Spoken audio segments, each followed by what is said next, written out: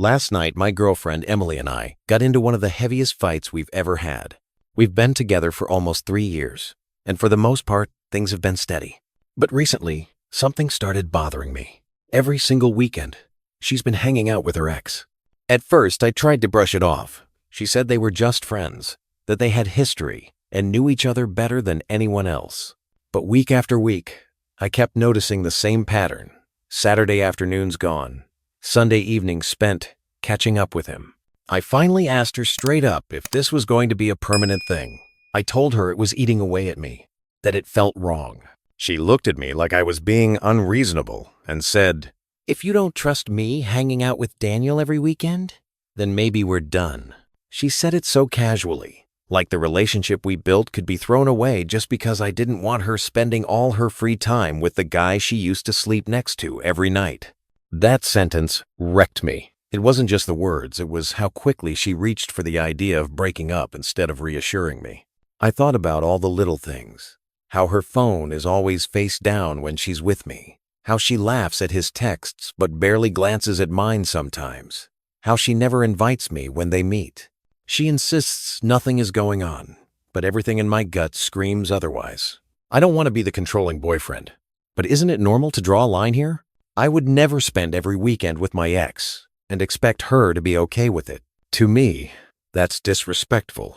Last night I told her, if you can't understand why this feels like a deal breaker for me, maybe you don't actually value this relationship. She rolled her eyes, grabbed her keys, and said she was going to Daniel's place to clear her head. Now I'm sitting here replaying everything. Do I hold my ground and risk losing her? Or do I swallow my pride and accept that my girlfriend chooses to spend every weekend with her ex instead of me? It feels like no matter what, I've already lost something important, her respect. When Emily walked out that night, I sat on the couch, staring at the door long after it shut. The silence in the apartment felt suffocating. I tried distracting myself with TV, with scrolling, even with pacing around the room, but nothing worked. All I could picture was her sitting across from Daniel, maybe laughing, maybe leaning closer, maybe telling him about our fight while he played the role of the understanding ex. Around midnight, she still hadn't come back. I sent a message. "Are you coming home?"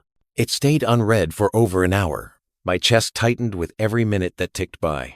Finally, at 1:17 a.m., I saw the 3 little dots. Then the message appeared. "I'm staying at Daniel's tonight. Don't wait up." I swear my stomach dropped. She could have stayed with a friend, at her sister's, even in a hotel. But Daniel's? That was the choice she made. I couldn't sleep. I just sat there, staring at the ceiling, wondering when our relationship became something I had to fight for while she seemed so willing to gamble it away. The next morning, she walked in like nothing had happened. She tossed her keys on the counter, grabbed a glass of water, and asked if I wanted breakfast. I couldn't even look at her. I asked her point blank, "Did you sleep with him?" She froze, then gave this half smile that made my blood boil. "You're paranoid." We just talked, but she wouldn't meet my eyes. I realized then that I wasn't just fighting Daniel. I was fighting the fact that Emily didn't see me as her first choice anymore. She was holding our relationship hostage, testing how much humiliation I'd tolerate just to keep her. I told her straight up, "Emily, you don't come home at 1 a.m. and then tell me you just talked with your ex. That doesn't add up." She sighed dramatically, like I was exhausting her. "Why can't you just trust me? If you really loved me, you wouldn't be questioning everything I do." That line broke something in me. I had been biting my tongue for weeks, convincing myself that maybe I was overreacting, maybe I was being too insecure. But the truth was staring me in the face. She was flipping the blame on me, making me feel guilty for not being okay with her spending every weekend in another man's apartment. I said, "You keep throwing the word trust around, but trust goes both ways. If you cared about how this made me feel, you wouldn't be running to him every weekend. You wouldn't stay overnight at his place. You wouldn't be hiding your phone like it's the launch codes." Her face tightened. She opened her mouth, but nothing came out. For the first time, she didn't have a quick excuse ready. I pressed further. "Do you want to be with me or with him? Because I'm not going to sit here being your safety net while you keep one foot in your old relationship." This is bold. As word. She snapped back finally, her voice shaking. "You don't get it. Daniel was there for me, Before you. He knows me in ways you never will. And there it was, the slip-up. Not just a defense of their friendship, but an admission that she still measured me against him. I felt my chest tighten, but instead of exploding, I just went quiet. Sometimes silence says more than yelling ever could. She realized what she'd just revealed, and for the first time, she looked genuinely nervous. I didn't answer her right away. I just stood there, staring, letting her words hang in the air like a thick fog. She shifted uncomfortably, fidgeting with her glass of water, suddenly avoiding my eyes. Finally, I said quietly, "If Daniel knows you in ways I never will, then why are you still here with me? Why not just go back to him?" She froze, lips parted, but nothing came out. It was the first time I'd asked the question she clearly didn't want to face.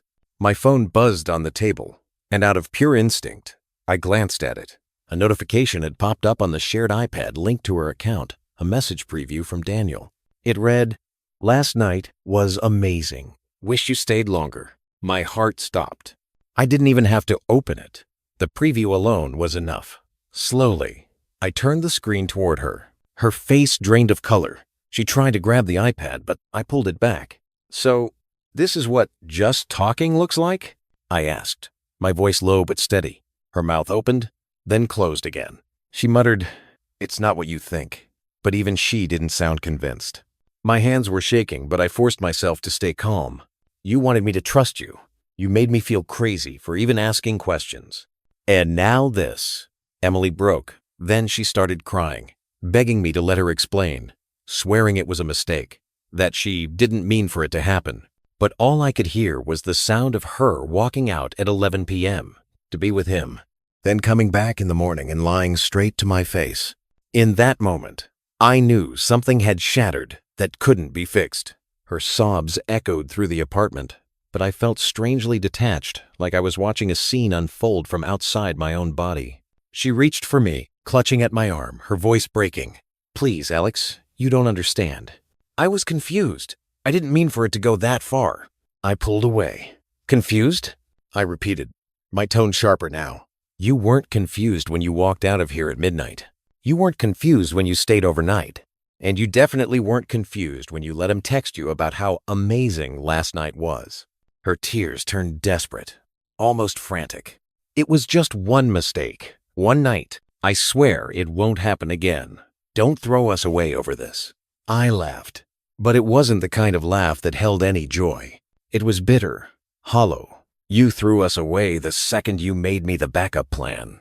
You've been living in two worlds, and I'm not going to keep competing with your ex. I deserve better than this." Her crying turned into anger then, sharp and defensive. "So that's it? 3 years together and you're just gonna walk away?" I met her eyes for the first time since the truth came out. "No, Emily, you walked away. I'm just finally seeing it clearly." The silence that followed was heavy. She slumped against the counter, sobbing quietly, but I felt nothing but clarity. For the first time in months, maybe longer, I wasn't second-guessing myself. I grabbed my jacket from the chair, slid my wallet into the pocket, and headed for the door. Every step felt heavier but also freeing, like I was finally ripping off a bandage that had been festering too long. Behind me, Emily's voice cracked, sharp with panic. "Alex, wait! If you walk out that door, you'll regret it. You'll realize I'm the best thing that ever happened to you."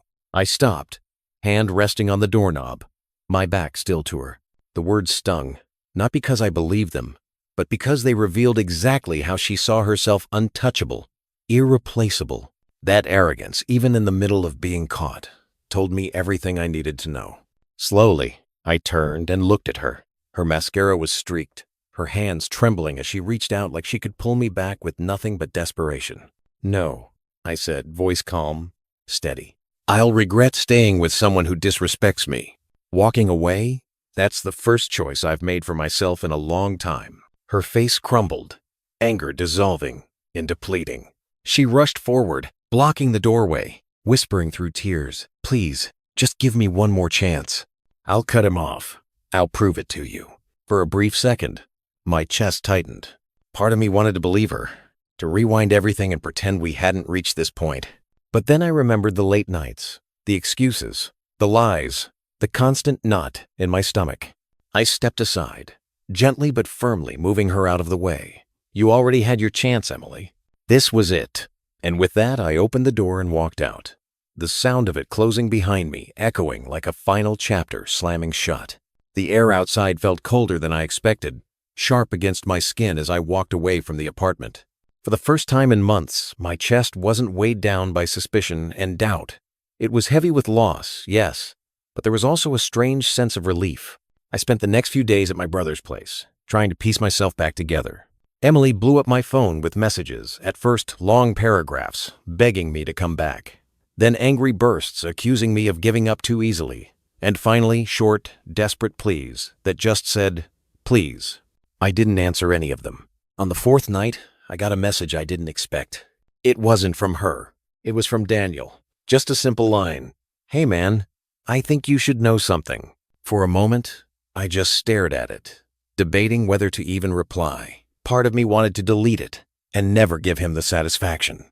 But curiosity won. I typed back, "What?" His response came quick. "She told me you were basically done, that you didn't care about her anymore. That's why I let things happen between us.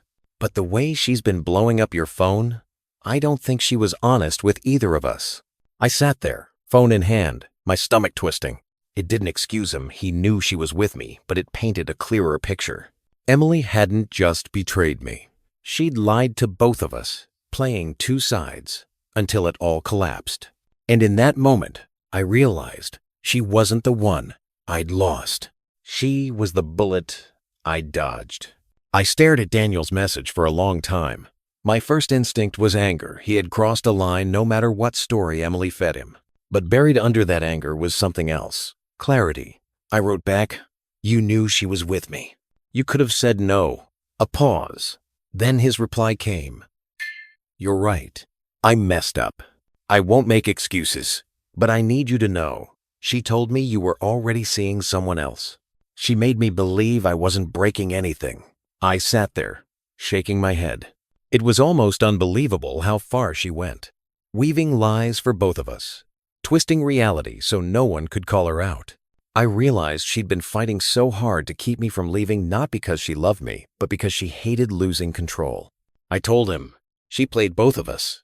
I'm done. Don't reach out again." And I blocked his number. The next morning, Emily showed up at my brother's house. She was standing in the driveway when I came out to leave for work, her eyes swollen from crying. "Alex, please," she whispered. "I don't have anyone left. Daniel isn't talking to me. My friends think I'm toxic. I need you." For the first time, I didn't feel sympathy. I felt distance, like she was a stranger. "You made your choices," I said. "Now you live with them." Her face crumpled, but I walked past her, got in my car, and drove away. After that day in my brother's driveway, Emily's presence started to fade like a shadow at sunset. At first, she tried harder flowers left on my car, voicemails where her voice cracked from crying, promises she'd go to therapy, cut ties with Daniel, anything. But every attempt sounded less like love and more like desperation. One night, my brother handed me his phone. "Dude, she's calling my number now." That was the final straw. I told him to block her. I blocked her on everything too. Phone, socials, email. For the first time in years, I felt like I could breathe without checking over my shoulder. But it didn't take long for me to hear about her anyway. A mutual friend mentioned that Emily was spiraling. She'd shown up drunk at Daniel's place, screaming in his driveway until the neighbors threatened to call the cops. Another time, she posted a long, messy rant online about how both of us had betrayed her. People didn't buy it. Most just commented things like, "Girl, take accountability." Meanwhile, I was slowly stitching my life back together. I started running again, something I'd stopped doing because Emily hated when I spent weekends away from her. I reconnected with friends I hadn't seen in months. People who told me they'd missed me but didn't want to get between me and her drama. Every step forward felt like shedding a layer of weight I didn't realize I'd been carrying. And with each new day, Emily became less of the storm I thought I couldn't escape and more of a distant thunder I was glad to have left behind. Looking back now, it feels surreal how much space Emily once took up in my life. For months, I bent myself into knots, convincing myself I was paranoid, jealous, insecure, when deep down, I knew something was wrong. I ignored my instincts because I loved her, because I thought love meant tolerating discomfort and trusting blindly. But real love doesn't demand you betray yourself. Real love doesn't make you feel like a backup option. Walking away was the hardest decision I've ever made, but it was also the clearest. Every step since has reminded me that peace is better than chaos, self-respect is better than hollow apologies, and solitude is better than being lied to. Emily wanted me to believe I'd regret leaving. The truth? The only regret I have is not walking away sooner. Now, when I see her name, it doesn't hurt anymore. It doesn't sting. It just reminds me of a chapter closed, a chapter I survived, and one that taught me the most important lesson I'll ever carry. If someone forces you to compete for their love, they were never worth winning in the first place. A few weeks after everything had gone quiet, I caught myself walking through the city on a Saturday afternoon. The same kind of Saturday that once filled me with dread, knowing Emily was with Daniel. But this time, I felt something different. Freedom. I stopped at a small cafe I'd never noticed before. It was quiet, warm, the kind of place you could sit for hours with a book. While I was waiting for my coffee, the barista smiled and asked, "Rough week?" I almost laughed, because for the first time in forever, my answer was no. It hadn't been rough. It had been peaceful. Sitting there, sipping my drink, I thought about how much life I'd put on pause for someone who wasn't even choosing me. I'd stopped seeing my friends, abandoned hobbies, bent every boundary just to keep her happy. And for what? To watch her run back to her past every weekend? I realized then that the real healing wasn't just about moving on from Emily. It was about reclaiming the parts of myself I'd given up along the way. As I left the cafe, I caught my reflection in the glass door. For the first time in a long time, I didn't see someone broken. I saw someone rebuilding. The days kept rolling by, each one quieter, steadier, lighter. I hadn't realized how much of my life had been lived on edge until that tension finally disappeared. No more late night waiting, no more second guessing, no more pit in my stomach every time her phone lit up. One evening, I sat on my brother's porch watching the sunset, and it hit me. I wasn't angry anymore. I wasn't even sad. I was just free. Emily had become a ghost in my story, a cautionary chapter, but no longer the villain controlling the plot. I started journaling, not about her, but about myself, what I wanted, what I refused to settle for again, what kind of love I believed in. And for the first time in years, the pages weren't filled with worry, but with hope. Emily had once told me, "If you don't trust me spending time with my ex, maybe we're done." She meant it as a threat. In the end, she was right. It was the beginning of the end. But what she didn't realize is that being done with her was the start of finally being okay with me. I closed my journal, leaned back, and smiled. It wasn't the smile of someone who had moved on to another person yet. It was the smile of someone who had finally moved on to himself. A month had passed when Emily's name suddenly flashed across my phone again. I almost didn't answer.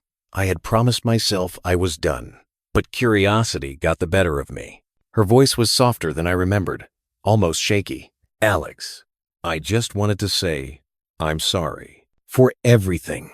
I've lost so much since you left, and I know it's my fault." For a moment, I felt a pang in my chest. This was the girl I once loved, stripped of the arrogance, the defiance, the manipulation.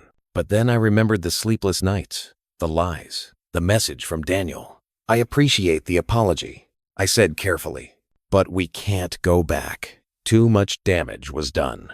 There was silence, and then a trembling breath. "I know. I thought maybe we could try again. I'll change. I'll prove it." I closed my eyes, letting her words hang in the air. In another life, maybe I would have given in, but not now, not after everything. "Emily," I said, steady and calm, "I don't want you back. What I want is peace, and I finally found it." Her sobs broke through the phone, and then she hung up. For a moment, I sat in the quiet, staring at the screen. But instead of sadness, I felt relief. That was her last attempt, the final string cut. This time, it really was over. Not long after that final call, word about Emily trickled back to me through mutual friends. Her life was unraveling faster than she could patch it together. Daniel had cut her off completely, refusing to even answer the door when she showed up.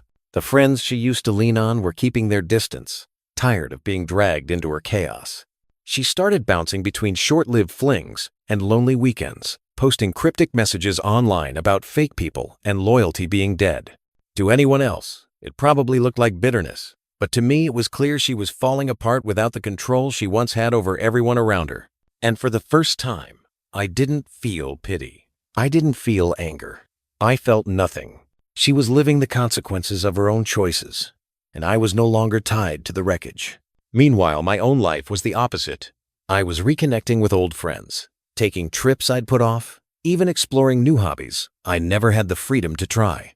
The weight that had once dragged me down was gone, and in its place was momentum. Emily had become just another story people whispered about. But for me, she was simply a closed chapter proof of what I would never allow myself to accept again. In the end, Emily's ultimatum was the best gift she could have given me. If you don't trust me spending every weekend with my ex, maybe we're done. At the time, those words cut deep. Now I see them for what they were, a warning, a glimpse into where her loyalty truly stood. I thought losing her would break me. It woke me up. It forced me to recognize my worth, to realize that love isn't supposed to feel like a competition, a constant guessing game, or a battle for scraps of respect. Yes, she spiraled. Yes, she lost everything she tried to juggle. But that was her path, not mine. My path was learning that peace will always be better than chaos, and that walking away is sometimes the strongest thing you can do. I don't know what the future holds, whether I'll meet someone new or just keep learning how to stand taller on my own. But I do know this: I'll never again stay where I'm only half chosen. Because the truth is, trust isn't begged for, and love isn't proven in ultimatums. The right person won't make me question my place in their life. They'll make me feel like I was never competing in the first place. That's the kind of love I'm holding out for. And until then, I'm okay. I finally chose me.